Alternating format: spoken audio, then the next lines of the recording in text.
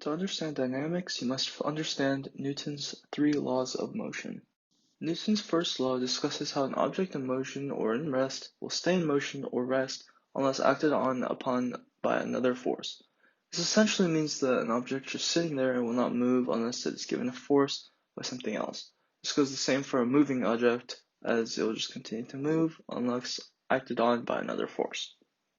Newton's second law discusses how the acceleration created by a net force is proportional to the magnitude of the net force, while being inversely proportional to the mass.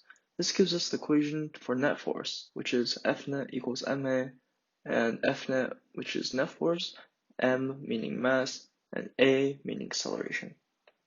The third law tells us how every action gives an opposite and equal reaction. For example, how when you push an object, the object actually pushes back with an opposite and equal force.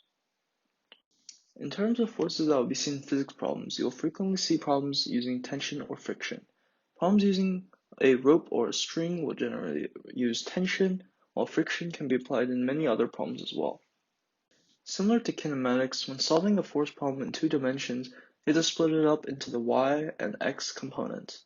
Another important equation to use while working with force on a frictionless surface specifically is that A equals g times sine of theta. For our example problem, a person will slide down this 30-degree slope. What will their acceleration be? So for problems like these, the normal force, which is the arrow pointing upwards to the right, will always be perpendicular to the surface that they are traveling on. The mg, or the weight, will always be pointing downwards. We'll start the problem off by working in each component, which f of x is equal to mgx plus f of normal force x, which is equal to mg sine theta. That will be equal to max. When working the y component, you'll get Fy equals mgy plus F normal y equals negative mg cosine theta plus m. That will further go to may, which is also equal to 0.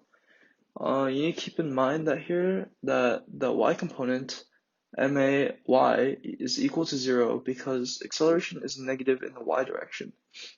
You also need to remember that the indicated angle is also the same as the angle between mg and the negative y-axis. Now we'll finally solve the problem using the x component, which is mg sine theta, which is equal to max. M can be cancelled off both sides, which leaves us with ax equals g sine theta. And then you can further solve the problem by plugging in for g and sine theta, giving us 9.8 times sine of 30, as theta is just the angle that we're using, which is 30 degrees as shown in the problem. As always, thanks for watching, and I hope this helped.